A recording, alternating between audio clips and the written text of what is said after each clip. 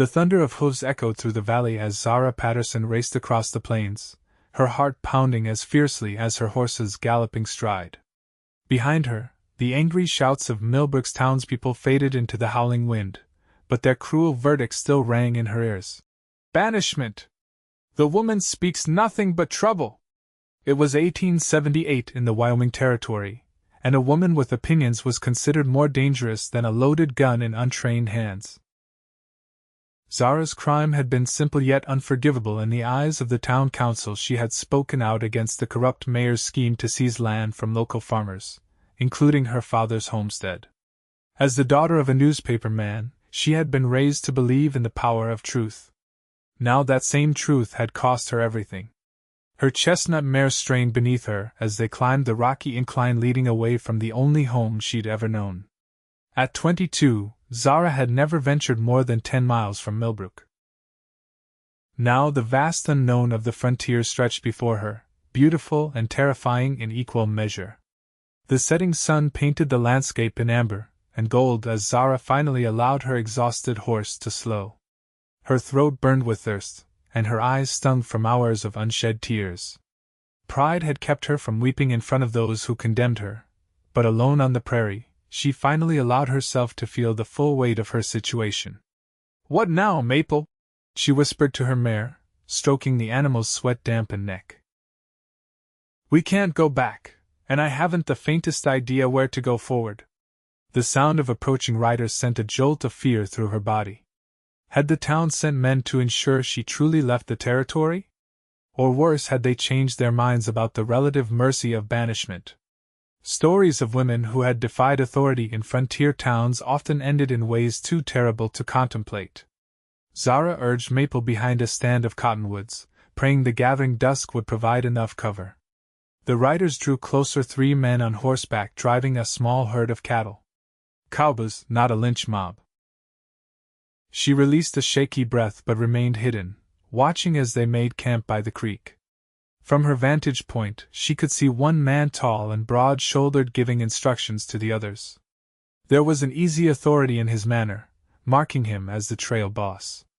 As the men settled in for the night, Zara weighed her options. She could continue riding in the dark, risking injury to Maple on the unfamiliar terrain, or she could approach the strangers and ask for assistance. Her growling stomach made the decision for her. She hadn't eaten since breakfast, and the smell of coffee and beans drifting from their campfire was too tempting to resist. Gathering her courage, Zara emerged from the trees, leading Maple slowly toward the camp. The men spotted her immediately, hands moving instinctively to their guns.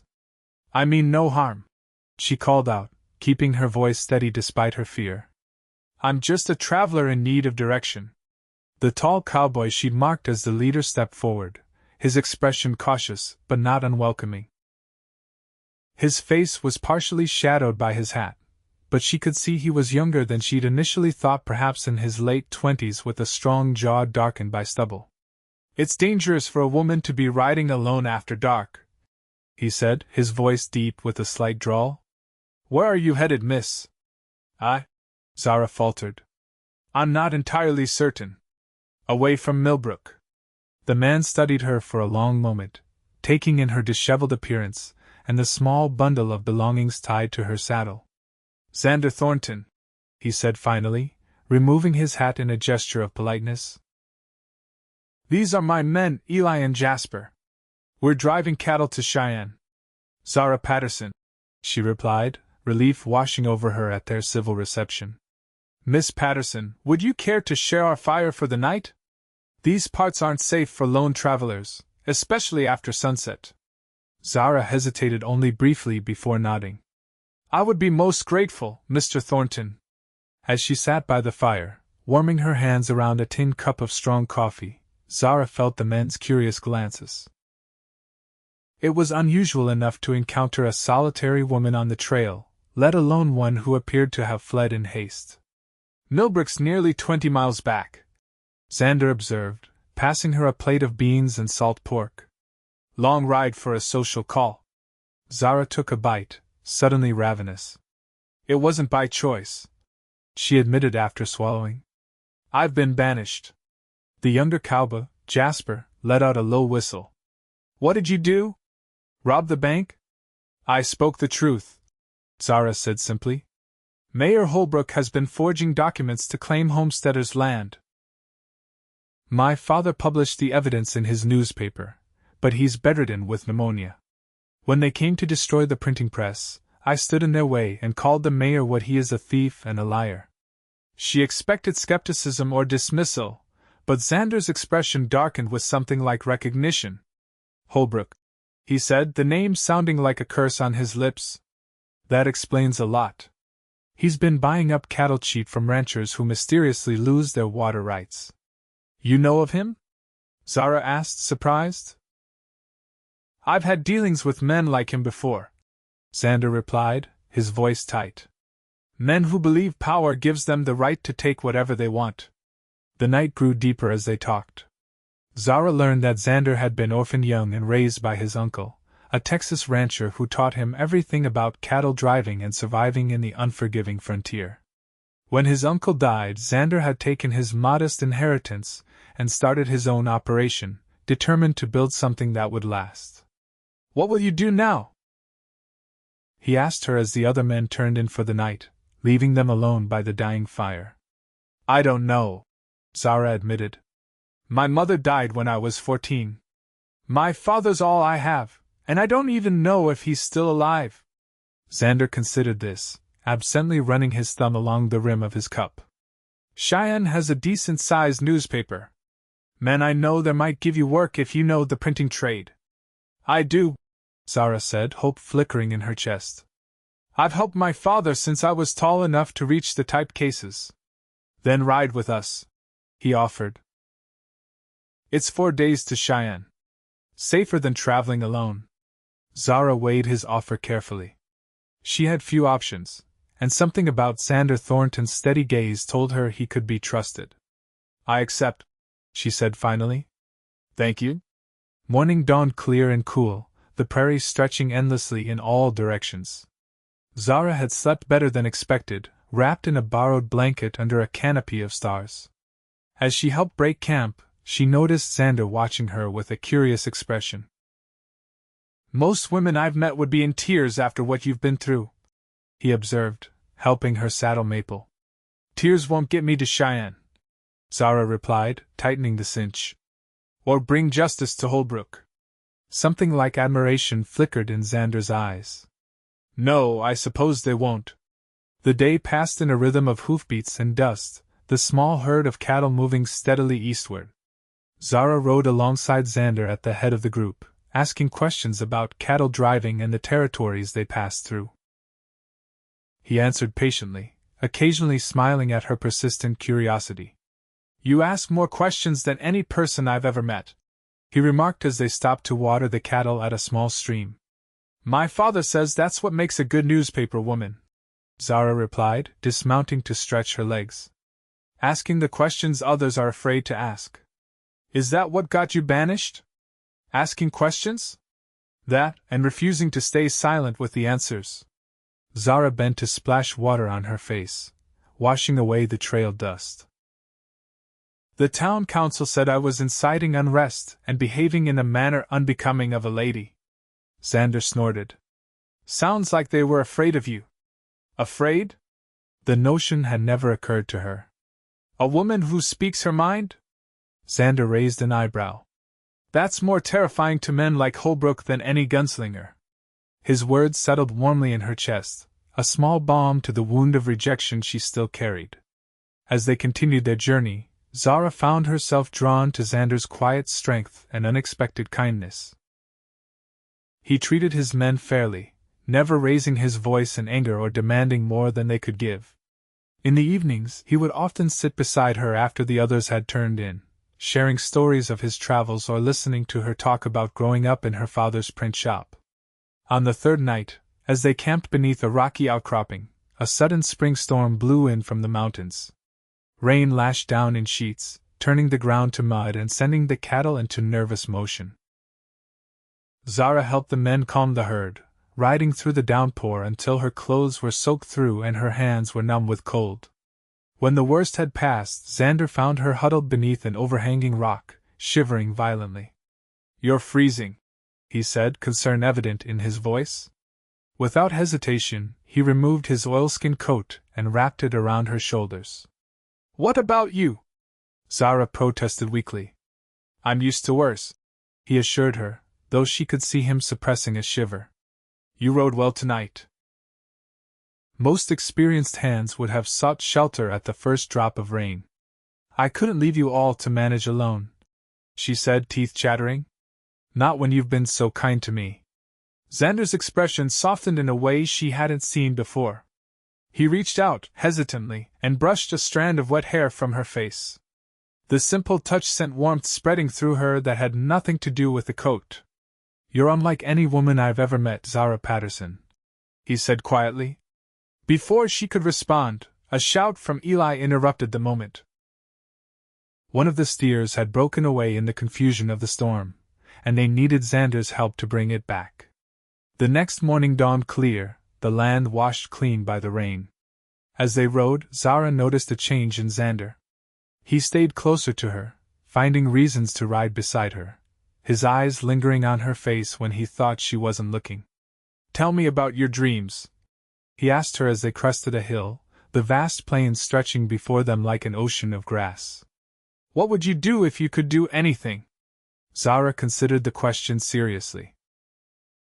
"I'd start my own newspaper," she said finally. "One that tells the truth about the frontier, not just the romanticized version they print back east, nor the lawless hellscape others make it out to be. The real stories of people making lives here." Xander nodded thoughtfully. "You'd be good at that. You see things others miss." "What about you?" she asked. "What's your dream?" "Land," he replied without hesitation. "My own ranch, with good water and enough grass to raise the finest cattle in the territory. A place that's mine that no one can take away." Something in his tone made Zara suspect there was more to his story than he'd shared. "You've had things taken from you before," she observed. Xander was quiet for so long she thought he might not answer. "My uncle's ranch," he said finally. "After he died, a banker claimed he owed debts. Forged papers, just like your Holbrook. By the time I could prove it was a lie, the land was sold and the banker had disappeared with the money." "I'm sorry," Zara said softly, understanding now his immediate belief in her story. "It was years ago," Xander said, though the tightness around his eyes told her the wound was still fresh. "Taught me to be careful about who I trust." That evening, as they made camp for the final night before reaching Cheyenne, Zara realized with a pang that she wasn't ready for their journey to end. In just a few days, Xander Thornton had become more than just her rescuer, he had become someone she cared for deeply.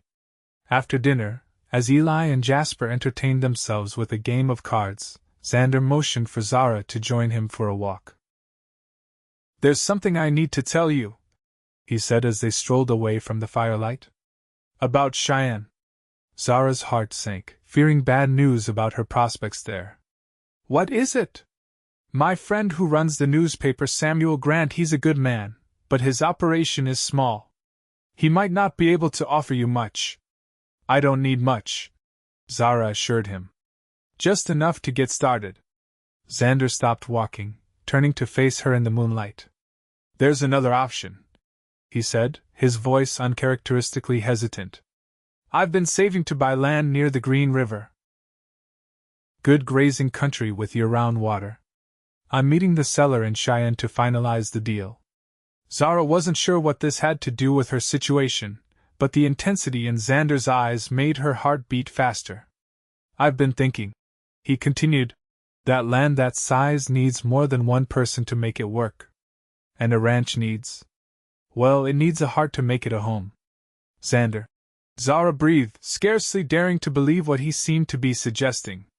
"I know it's sudden," he said quickly. "We've only known each other a few days. But I've never met anyone like you, Zara. Your courage, your conviction, the way you stand up for what's right no matter the cost." He took her hands in his, their warmth enveloping her. "I'm not asking for promises now. Just consider coming with me." See the land. If you hate it, I'll personally escort you back to Cheyenne or anywhere else you want to go. Zara looked down at their joined hands, her mind whirling. It was madness to even consider such an offer from a man she'd known less than a week.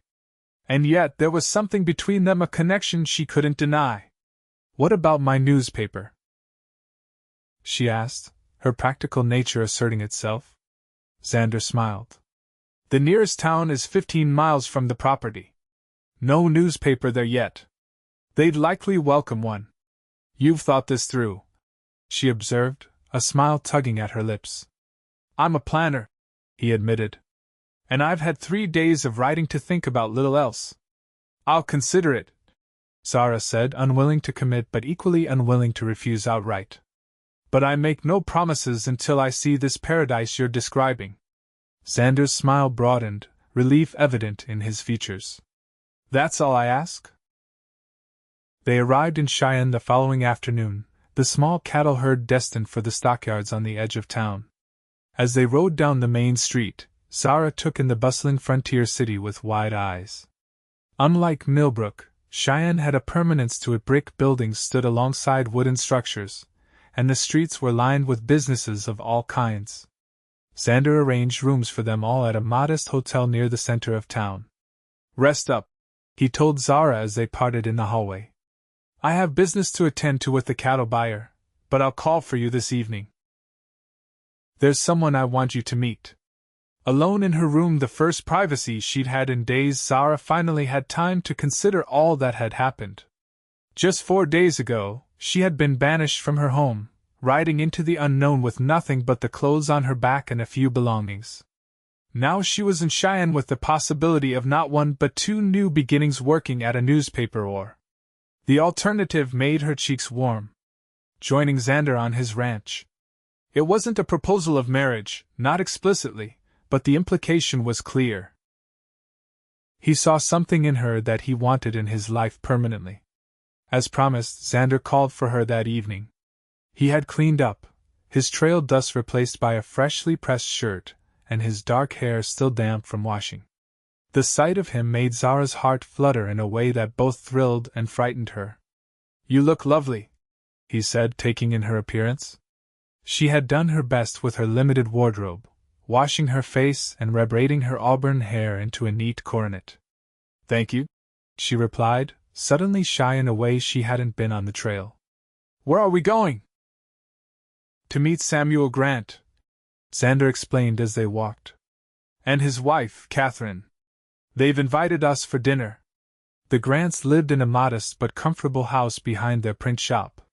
Samuel was a bearded man in his 40s with ink-stained fingers and a booming laugh. Catherine was a petite woman with kind eyes and a no-nonsense manner that immediately put Zara at ease.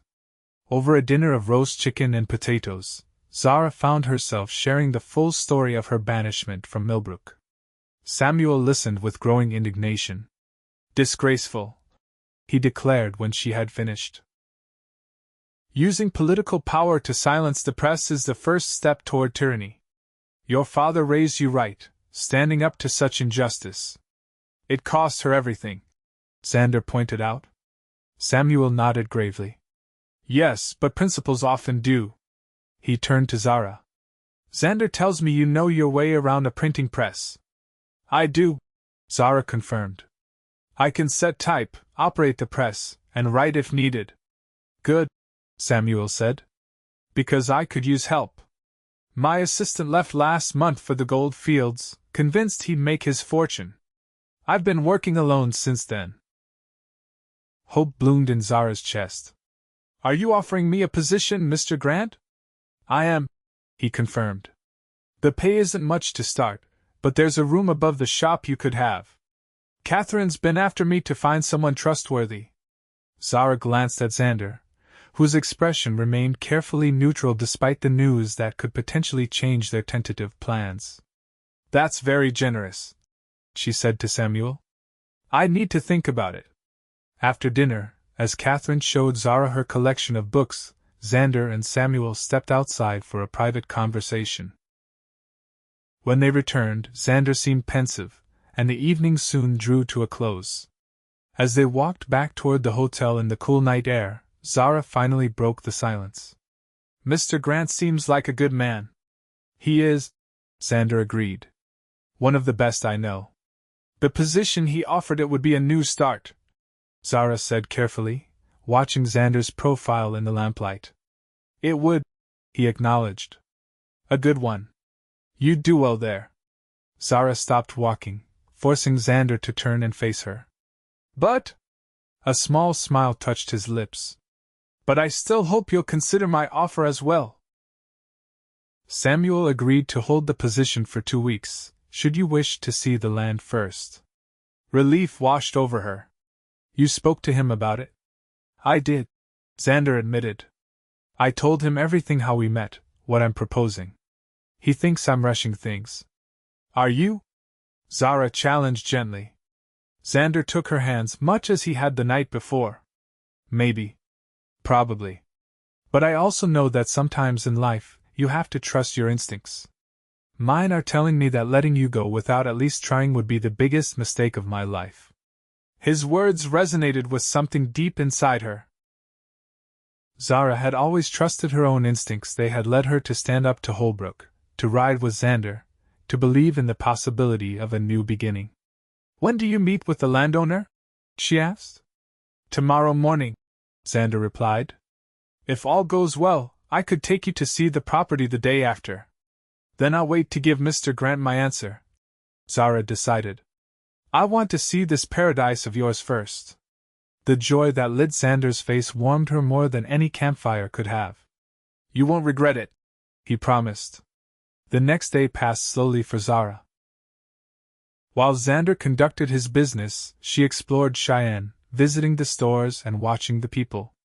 It was a vibrant place, full of possibility, yet she found her thoughts continually returning to Xander and the future he had invited her to consider. That evening, he found her in the hotel lobby, his expression triumphant. It's done, he announced. The land is mine, 300 acres of the finest grazing country in the territory.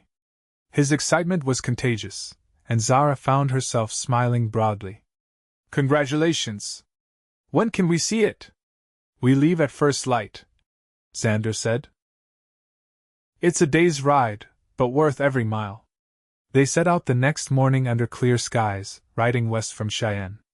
Xander had procured supplies and fresh horses, and as they traveled, he pointed out landmarks and spoke of his plans for the ranch.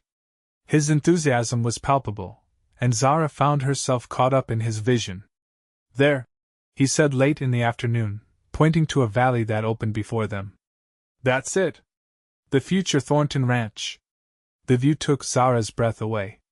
A crystal-clear river wound through a lush valley, bordered by rolling hills dotted with pine and aspen. The grass grew thick and green, perfect for grazing cattle, and in the distance, snow-capped mountains provided a majestic backdrop. It's beautiful, she whispered, understanding now why he had been so determined to claim this piece of land. They rode down into the valley, Xander pointing out the natural boundaries of the property, and the spot where he planned to build the ranch house on a gentle rise overlooking the river, sheltered by a stand of cottonwoods. What do you think? He asked as they dismounted by the river, letting the horses drink. Could you see yourself here? Zara turned slowly, taking in the beauty that surrounded them. It was wild and untamed, yet somehow felt like a place where one could put down roots. Yes, she admitted. I could. That night, they camped beneath the cottonwoods. After a simple meal, they sat side by side watching the stars emerge in the vast Wyoming sky. Zara found herself thinking of Millbrook, of her father's print shop, of the life she had lost. I should hate them, she said softly. The people who drove me away. But being here, seeing all this, I almost want to thank them. Xander turned to look at her, firelight dancing across his features. Why is that? Because if they hadn't banished me, I would never have met you. Never have seen this place. She gestured to the valley around them. Never have imagined this life. And is it a life you could want? Xander asked, his voice low and serious. With me? Zara met his gaze steadily. I think it could be. But there's still so much we don't know about each other. We have time to learn, Xander said. I'm not asking for forever tonight. Just a beginning. He reached for her hand, his touch gentle yet sure. When I found you that night, you were running from men who wanted to silence you. I never want you to feel that way again. His fingers tightened around hers. Your voice is precious to me, Zara. Your thoughts, your opinions, your dreams, all of it. I don't want a woman who agrees with everything I say. I want a partner who challenges me, who helps me see the world differently. Tears welled in Zara's eyes at his words. All her life, she had been told that her outspokenness was a flaw, something to be corrected or hidden. To hear it described as precious was overwhelming. I want to build something here, Xander continued. Not just a cattle ranch, but a home. A place where we both have a voice in what happens.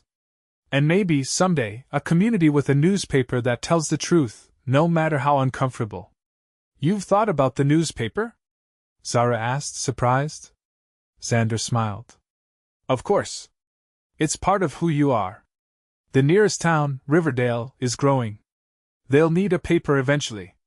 Who better to start one than someone who knows the value of speaking truth to power? In that moment, looking at the man before her, a man who saw her strength as an asset rather than a liability, Zara made her decision. Yes, she said simply. Yes? Xander repeated, hope dawning in his eyes. Yes, I'll stay. Help you build this ranch. Start a newspaper when the time is right. She squeezed his hand. Begin a life here, with you. The joy that transformed Xander's face was like sunrise breaking over the mountains. He pulled her gently into his arms, his embrace warm and secure. I promise you won't regret this, he whispered against her hair. I know I won't, Zara replied, certainty filling her heart. Some things you just know. Under the vast Wyoming sky, with the promise of a new dawn approaching, Xander lowered his lips to hers in a kiss that felt like coming home, a home built not of timber and nails, but of shared dreams and mutual respect. 6 months later, the Thornton ranch was taking shape. A sturdy log house stood where once there had been only grass, and a small herd of cattle grazed peacefully in the valley. Zara stood on the porch, watching as Xander and their 2 ranch hands guided a wagon loaded with lumber through the gate. So much had changed since that fateful night of her banishment. 3 months after beginning their life together, she and Xander had married in a simple ceremony in Riverdale, with the Grants traveling from Cheyenne to witness their vows. Word had reached them that Mayor Holbrook had finally been ousted from office in Millbrook, his corruption exposed by a coalition of farmers who had taken inspiration from Zara's stand. Her father, recovered from his illness, had reclaimed his newspaper and now corresponded regularly with his daughter, proud of the life she was building. Thinking deep thoughts? Xander asked, coming up behind her and wrapping his arms around her waist. Just reflecting on how much can change in half a year, Zara replied, leaning back against his chest. From banished troublemaker to rancher's wife and soon-to-be newspaper owner. The lumber in the wagon was destined for Riverdale, where construction would soon begin on a small building that would house both a print shop and the offices of the Riverdale Chronicle, Zara's newspaper. The town council, eager to establish their growing settlement as a place of importance, had readily agreed to her proposal. Having second thoughts? Xander asked, his tone light but with a hint of genuine concern. Zara turned in his arms, reaching up to touch his face. Not a single one. This is exactly where I'm meant to be. The ranch, the newspaper, their life together, it was everything she could have hoped for and more. A place where her voice was not only heard but valued. Where speaking the truth was seen as an act of courage rather than defiance. I love you, Zara Thornton, Xander said softly, the name still new enough to bring a smile to both their faces. And I love you, she replied. For giving me a home when I had none. For believing in me when others tried to silence me. As the sun set over their land, painting the valley in gold and crimson, Zara knew that what had seemed like an ending her banishment from Millbrook had in truth been the beginning of something far greater than she could have imagined. A life built on love, respect, and the freedom to speak her mind without fear. In the distance, a coyote called to its mate, the sound echoing across the valley. Zara smiled, hearing in that wild cry a reflection of her own journey from silence to free, from lost to found, from alone to beloved. "Come inside," she said to her husband. "I have some ideas for the first edition of the Chronicle that I want to share with you." Hand in hand, they walked into the home they had built together, a place where both their voices would always be precious.